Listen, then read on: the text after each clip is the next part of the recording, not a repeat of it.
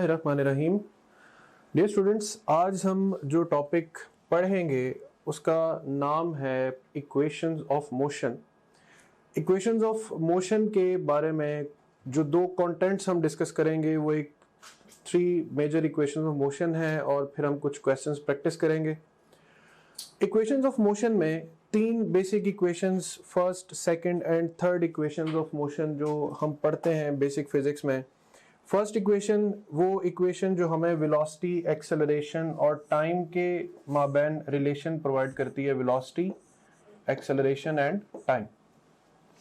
Second equation of motion हमें distance भी provide कर सकती है, हमें वेलोसिटी, इनिशियल वेलोसिटी भी बता सकती है।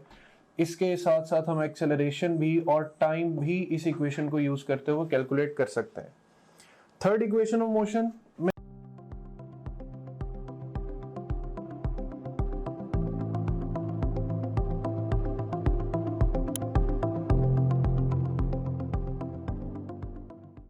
हम एक्सेलरेशन, डिस्टेंस और वेलोसिटीज वो इनिशियल हो या फाइनल हो ये हम कैलकुलेट कर सकते हैं। इसी तरह अगर हमें डिस्टेंस फाइंड करना है तो उसके लिए हमें एवरेज वेलोसिटी को टोटल टाइम के साथ मल्टीप्लाई करना होता है। अब इन इक्वेशंस के बारे में, इन इक्वेशंस को सॉल्व करने के लिए हमें कुछ बेसिक आइडियाज जो हैं वो जहन में रखने होते हैं। नंबर 1 कि ये इक्वेशन तब एप्लीकेबल है जब आपके पास मोशन एक स्ट्रेट लाइन में हो।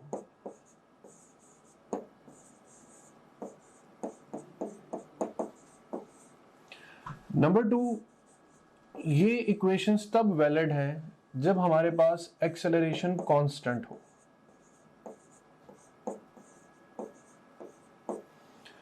नंबर 3, ये इक्वेशंस तब वैलिड हैं जब हमारे पास फ्रेम ऑफ रेफरेंस इनर्शियल हो,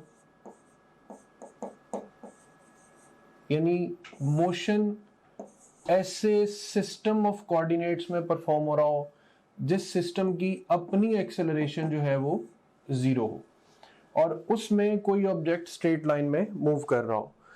सो इसमें फर्दर हम एक एक करके हर इक्वेशन के यूजेस और उसकी टर्मिनोलॉजीज को अंडरस्टैंड करेंगे। अब जनरल कॉन्सेप्ट्स में एक और इक्वेशन बहुत इंपॉर्टेंट है कि if Sn is the distance covered in nth second. एक डिफरेंस है distance covered in n seconds and distance covered in nth seconds. देखिए, अगर मैं कहूं कि एक बॉडी 3 सेकेंड्स में कितना फासला तय करती है तो 3 is in the place of n। और अगर मैं कहूं एक बॉडी सिर्फ तीसरे सेकंड में कितना फासला तय करती है तो फिर यहां पे नोटेशन ऑफ nth यूज होगी। इस फॉर्मूला को मैं फर्दर एक एग्जांपल के साथ एक्सप्लेन करता हूं कि if a ball is dropped from a certain height, then the distance covered in the 5th second। एक बॉल जिसे आपने certain height से ड्रॉप कर दिया, अब ड्रॉप करने के बाद वो बॉल मुसलसल with respect to time move करेगी। 1 सेकेंड, 2 सेकेंड, 3, 4, 5। आपसे स्पेसिफिकली पूछा गया है कि distance covered only in the 5th second, यानी हमने पहले 4 सेकेंड्स को खातिर में नहीं लाना। अब उसके लिए देखिए, वर्ड है ड्रॉप। जब भी हम किसी चीज को ड्रॉप करते हैं तो vi हमेशा इक्वल्स टू 0 होती। So if a ball is drop from a certain height, the distance covered in 5th second के लिए हम यहां पे लिखेंगे S5, vi equals to 0, g/2। यहां पर a/2 है, चूंकि हम ड्रॉप कर रहे हैं तो अंडर डायरेक्शन ऑफ ग्रेविटी ये मोशन होगा, g/2। फिर है 2n-1, 2n की जगह हम लिखेंगे 5 क्योंकि हम 5th सेकेंड चाहते हैं। तो डिस्टेंस यहां पर आ रहा है 45 मीटर्स। सो इसी तरह स्टूडेंट्स, आप ये एक सिंपल ड्रॉप केस को इमेजिन करके डिफरेंट हाइट से ऑब्जेक्ट्स को फॉल करवा के या उनको सिंपल ड्रॉप करके 4th सेकेंड में, 5th सेकेंड में, 6th सेकेंड में एक सीक्वेंस क्रिएट कर सकते हैं, जिस सीक्वेंस में आगे डिस्कस भी करूंगा। इसी तरह एक केस है maximum height attend. Maximum height attend का कॉन्सेप्ट आप यूं कह सकते हैं कि आप एक ऑब्जेक्ट को अपवर्ड थ्रो करते हैं by giving an initial velocity. अब ये ऑब्जेक्ट ये वेलोसिटी लेकर किसी हाईएस्ट पॉइंट तक पहुंचता है जहां पर इसकी फाइनल वेलोसिटी जो है वो 0 के इक्वल हो जाएगी। अब ये किसी भी गिवन वेलोसिटी के साथ कितनी हाइट तक पहुंच सकता है, उसके लिए हम यूज कर सकते हैं third equation of motion. How we can use it at two a की जगह हम लिखेंगे -g क्योंकि हमने ऑब्जेक्ट को अगेंस्ट ग्रेविटी थ्रो किया, और s की जगह पर हम h लिख सकते हैं. फिर है फाइनल वेलोसिटी vf जो कि हाईएस्ट पॉइंट पे 0 हो चुकी, और इनिशियल वेलोसिटी जिससे हमने ऑब्जेक्ट को थ्रो किया है vi, और ये स्क्वायर आ जाएगा. सो अब माइनस साइन से माइनस साइन आपको कैंसिल होता हुआ नजर आ रहा है, तो हमारे पास vi is equal to 2gh under root, एक तो ये इक्वेशन भी बनती, और h is equal to vi square over 2g. और शॉर्टली अगर हम g को 10 सपोज कर लें तो आपको इनिशियल वेलोसिटी के साथ कोई भी हाइट कैलकुलेट करनी है, तो g की वैल्यू 10 और उसे 2 से हम मल्टीप्लाई कर दें तो we get 20. So simply if you want to calculate the height with a given initial speed, तो फिर आप उस गिवन स्पीड के स्क्वायर को इजीली 20 पे डिवाइड करके मैक्सिमम हाइट अटेन्ड जो है वो हासिल कर सकते हैं. सिमिलरली फिर एक कॉन्सेप्ट है time to reach maximum height. इसमें जो इक्वेशन यूज हो रही है that is first equation of motion.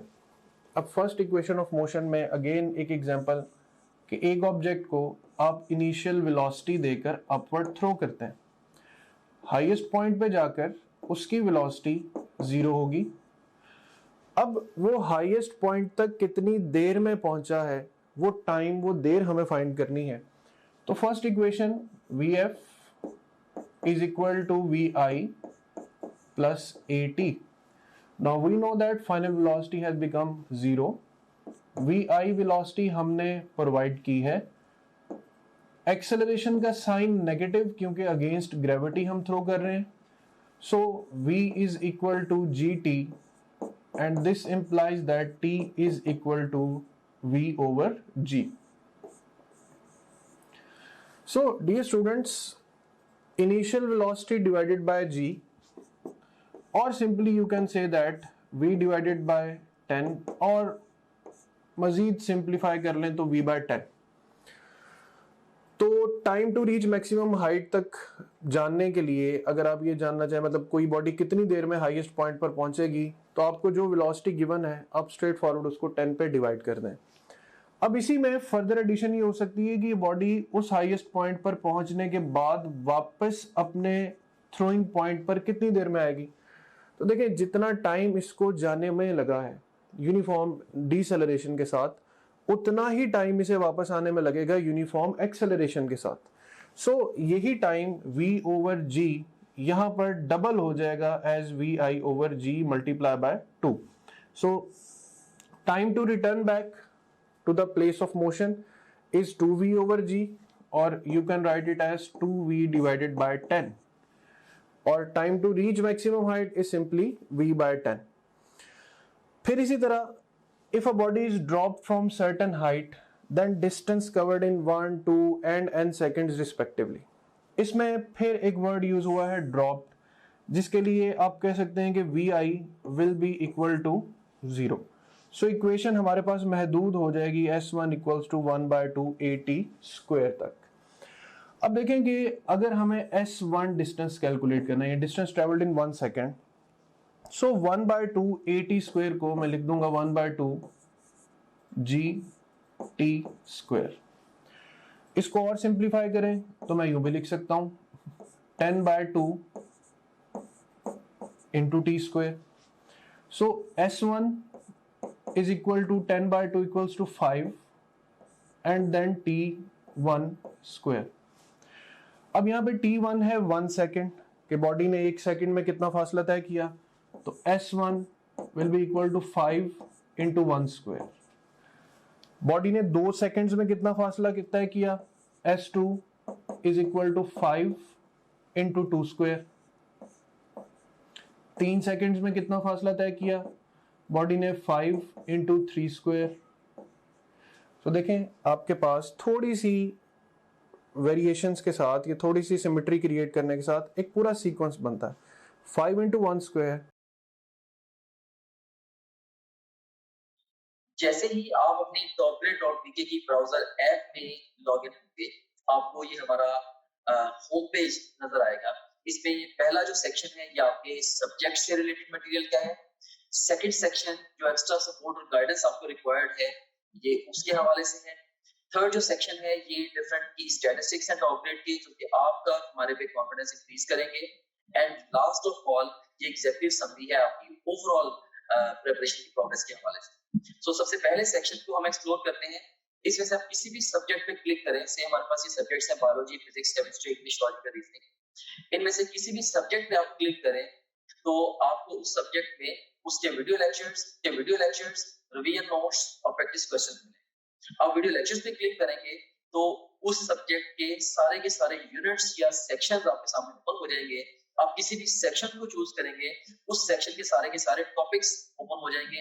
इनमें से जिस मर्जी टॉपिक को आप चूज करें, आप उसके वीडियो लेक्चर्स को यहाँ से वॉच वीडियो बटन क्लिक करके देख सकते हैं। Right, like this over here. So ये वीडियो लेक्चर आपके सामने ये आ गया। अगेन टू न्यूरल पाथवे, इसमें भी एक हमारे पास अगर आप जाते हैं फास्ट रिवीजन नोट्स पे, सो जिन स्लाइड्स को यूज करके हमने वीडियो लेक्चर्स रिकॉर्ड किए हैं, अब उन्हीं स्लाइड्स को आप यहाँ से रिवाइज कर सकते हैं। देख सकते हैं आपने फास्ट रिवीजन नोट्स पे क्लिक किया, इसमें सारे के सारे सेक्शन फिर ओपन हो गए। तो यहाँ पे एक बात मैं आपको बताना चाहता हूँ कि जो भी सेक्शन इंपॉर्टेंट है एग्जाम के पॉइंट ऑफ व्यू से, हमने उनके साथ इंपॉर्टेंट का टैग भी लगाया हुआ है, keeping in view the previous exam friends. Anyways, तो यहाँ पे आप किसी भी सेक्शन को चूज करें। सी सेल स्ट्रक्चर एंड कॉन्सेप्ट को मैं चूज करता हूँ, जिसके सारे के सारे टॉपिक्स ओपन हो गए।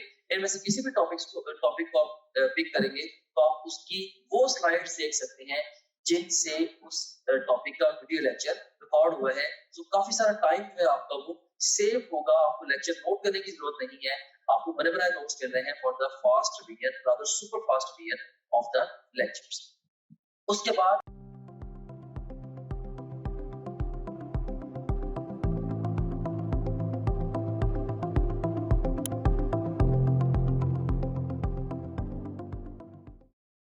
5 into 2 square, 5 into 3 square और 5 into n square. So distance traveled by a body in n seconds 10 by 2, जिसे आप 5 भी लिख सकते हैं, और साथ आप वैल्यू ऑफ टाइम पुट करके उसका स्क्वायर लेंगे तो इससे आपको पता चल जाएगा distance travelled in n number of seconds. इसी चीज़ को मैं एक और रेशियो में बहुत बेहतर तरीके से एक्सप्लेन करने की कोशिश करता हूँ कि ratio of distance travel in 1, 2, 3 and 4 seconds. और दूसरा पॉइंट आप देख सकते हैं, if a body is dropped from a certain height then the ratio of distance travelled in first, second, third and fourth second.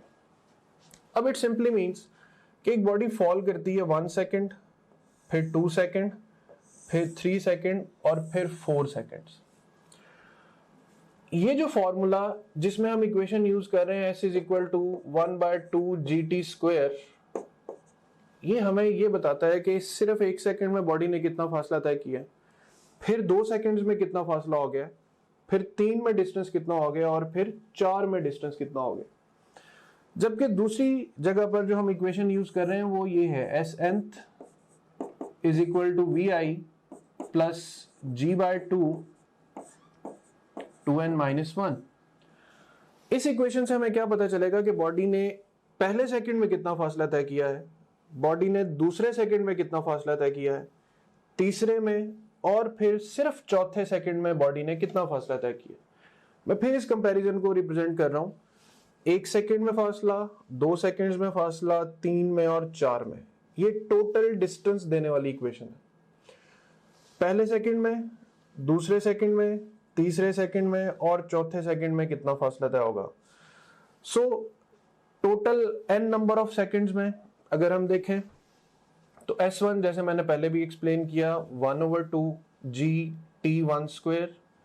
Second, दूसरे second में या total 2 seconds में कितना फासला तय होगा, G/2 into 2 square. Total 3 seconds में कितना फासला तय होगा, G/2 इंटू 3 स्क्वायर। और टोटल 4 सेकंड्स में कितना फासला तय होगा, G/2 इंटू 4 स्क्वायर। इसको सिंप्लीफाई करें तो हमारे पास आंसर जो बनेगा वो 1 स्क्वायर, 2 स्क्वायर, 3 स्क्वायर और 4 स्क्वायर, और फिर एक रेशियो डेवलप होगी 1, 4, 9, 16। अब इस सीक्वेंस को आप आगे भी लेकर जा सकते हैं, यानी एक बॉडी गिरते हुए कितना फासला, ये किस प्रोपोर्शन से फासला तय करेगी। तो पहले सेकंड में डिस्टेंस अगर 1 मीटर होगा तो दूसरे सेकंड में 4 गुना डिस्टेंस बढ़ जाएगा, तीसरे सेकंड में 9 गुना डिस्टेंस, फिर 16 गुना, फिर 25 गुना, फिर 36 टाइम्स। तो इस तरह से एक रिलेशन, एक सीक्वेंस बनेगा जो बड़ा इंपॉर्टेंट एमसीक्यू भी एग्जाम्स में आ सकता है कि ratio of distance travelled in 1, 2, 3 and 4 seconds will be 1, 4, 9 and 16। अब हम आते हैं दूसरे केस की तरफ कि if a body is drop from certain height then the ratio of distance travelled in first, second, third and fourth second. तो it means first, फिर सेकंड, फिर थर्ड और फिर फोर्थ। सो देखें यहाँ पे 2n-1 विल, एक यहाँ पे n की वैल्यू 1 पुट करेंगे तो 2-1 हो जाएगा, यहाँ पे n की वैल्यू 2 पुट करेंगे तो 4-1 हो जाएगा, यहाँ पे n की वैल्यू 3 पुट करेंगे तो 6-1 और फिर 8-1। इन फैक्टर्स को आप सॉल्व करेंगे तो आपके पास रेशियो आ रही है 1, 3, 5 एंड 7।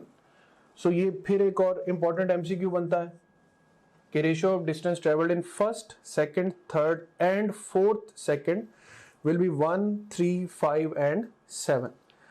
देखिए ये जो nth सेकंड का फासला है ये बेसिकली दो कंसेक्टिव टाइम्स का डिफरेंस है। जैसे सेकंड में से फर्स्ट इंटरवल को माइनस करें 4-1 तो आंसर है 3। थर्ड में से सेकंड इंटरवल को माइनस करें तो 9-4 आंसर है 5।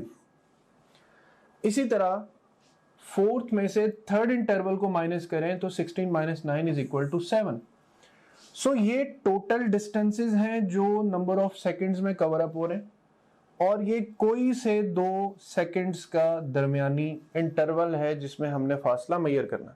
सो वेरी स्पीडीली आपने जब ऐसा क्वेश्चन सॉल्व करना हो तो आपने नंबर्स पर ध्यान देना। 1, 2, 3, 4 यानी आप नॉर्मली जैसे गिनती गिनते हैं अगर वैसे गिनती लिखी हुई है 1, 2, 3, 4 तो 1, 4, 9, 16 विल बी द आंसर। और अगर आप किसी की पोजीशंस मेंशन करते हैं जैसे ही स्टूड फर्स्ट, सेकंड और थर्ड, इस सूरत हाल में नंबर लिखे हो तो अपने माइंड में पोजीशन का आइडिया लेकर आए। तो 1, फर्स्ट, सेकंड, थर्ड, फोर्थ में आपके पास 1, 3, 5 और 7 will be the right answer. तो ये दो रेशियोज बहुत इंपॉर्टेंट है, 1, 4, 9, 16 and 1, 3, 5 and 7।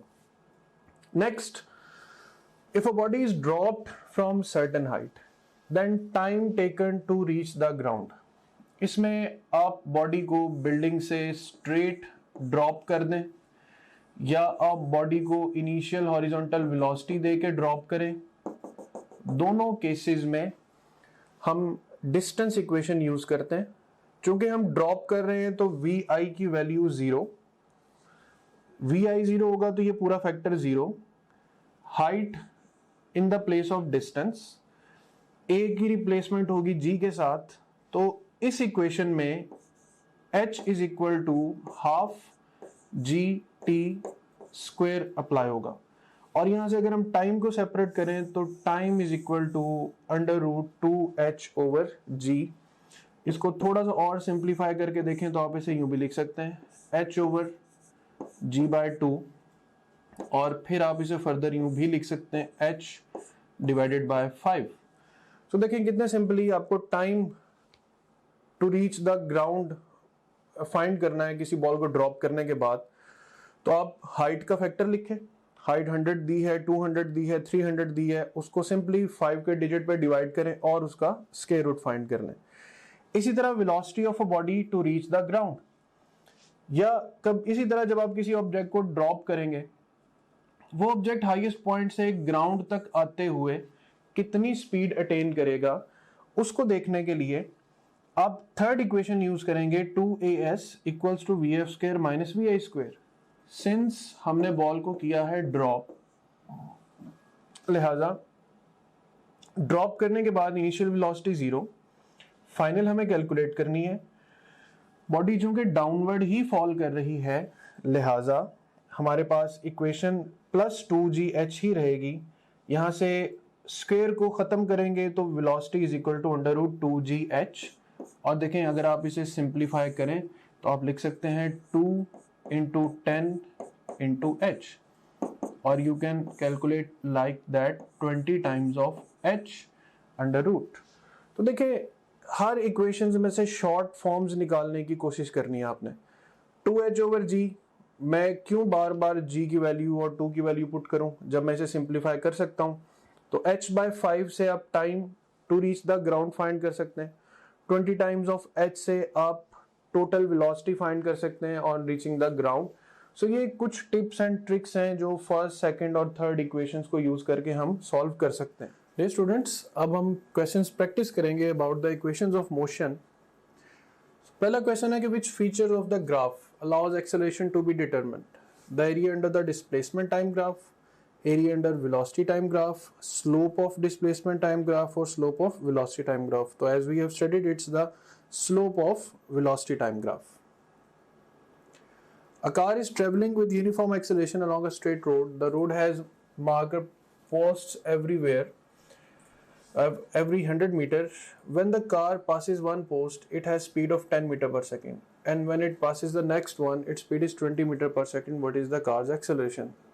So by using the third equation of motion, we can calculate the answer as 1.5 meter per second square. The graph related to the motion of a falling body, what could y represent on the vertical axis? The helping concept is as the body undergoes free fall, its speed increases linearly with time. If there is no air resistance. If air resistance is not negligible, its speed increases with decreasing gradient until terminal velocity is reached. Speed increases up to a maximum value and then attain a terminal velocity. So option D will be the right option, that speed when air resistance is not negligible. In the absence of air resistance, a stone is thrown from P, follows a parabolic path. A parabolic path में which is at the highest point reached is T. Project की है P से highest point है T. The vertical component of acceleration of stone is. A vertical component of acceleration throughout the motion remains same and remains constant. So option D will be the right option.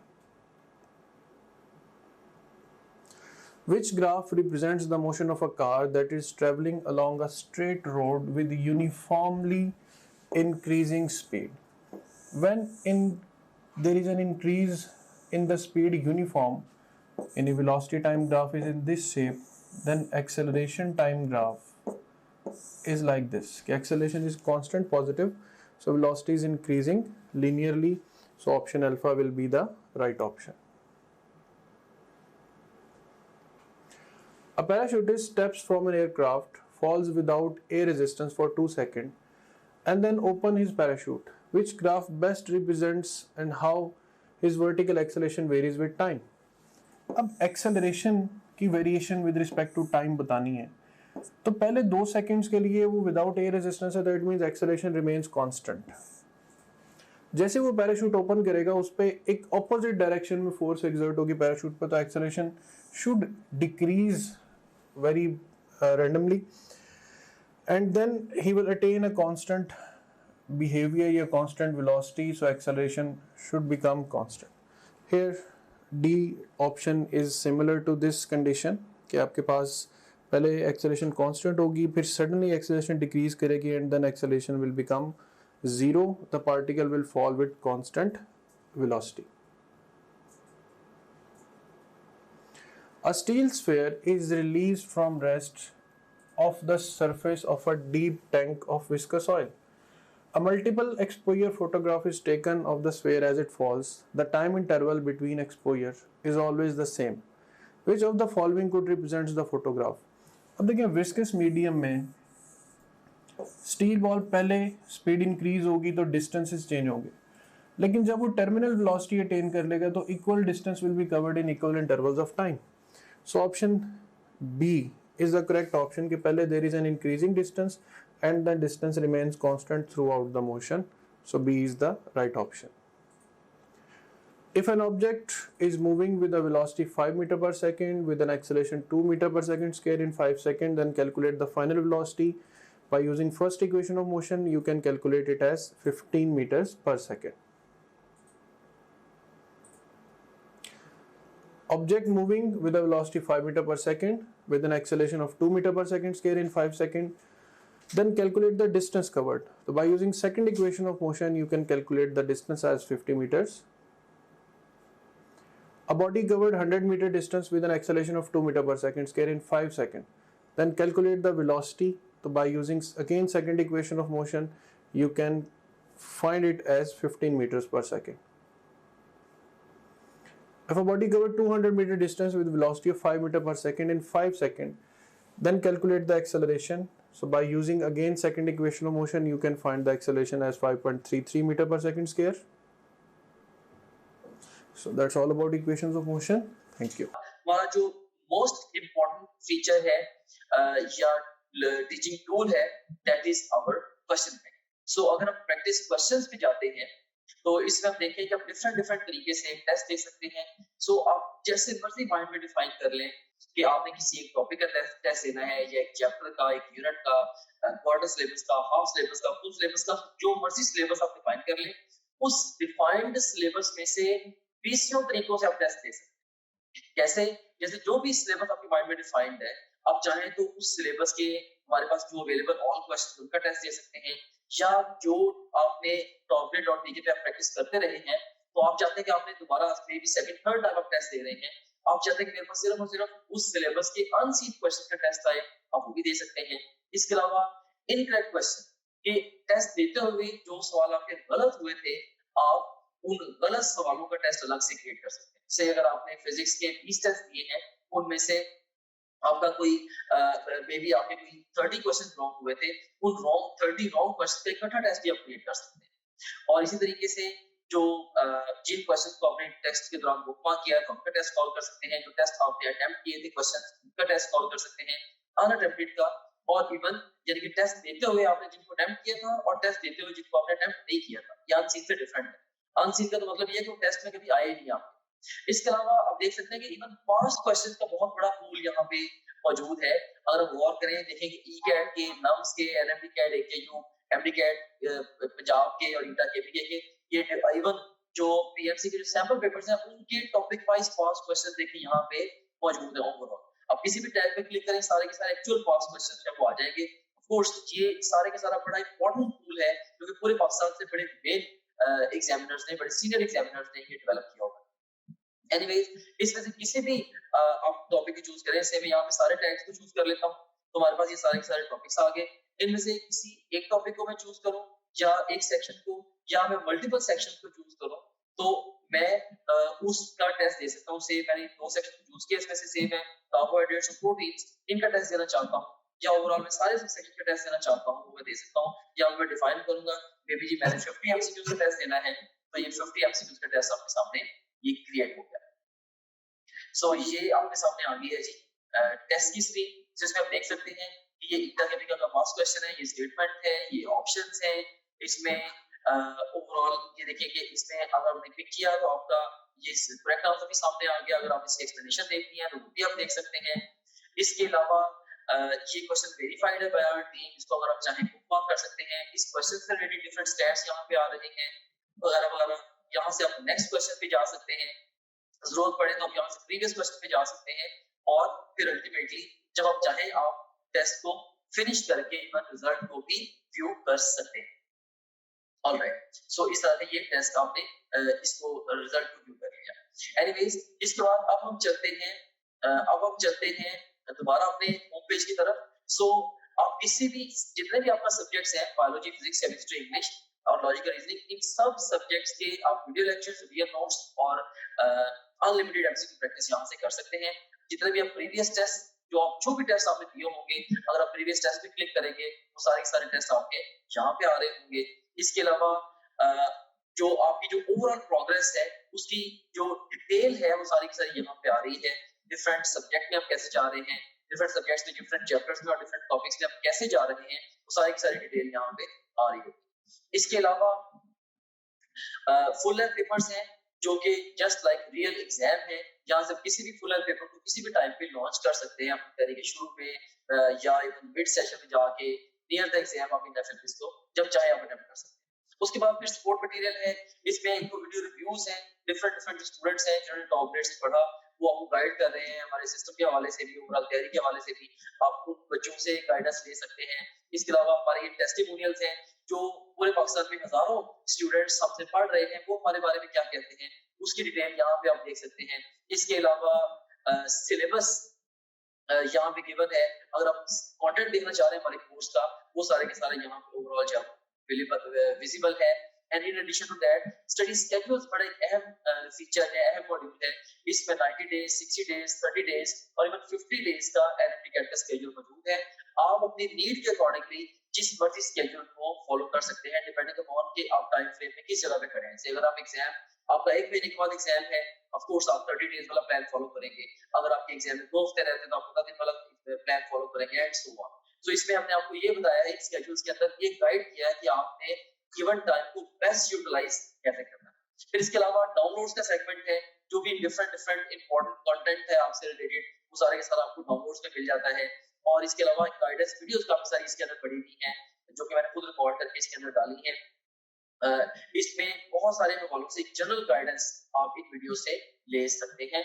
सो ये था हमारे पास ये हमारे पास guidance videos का ये segment था। Okay, so this was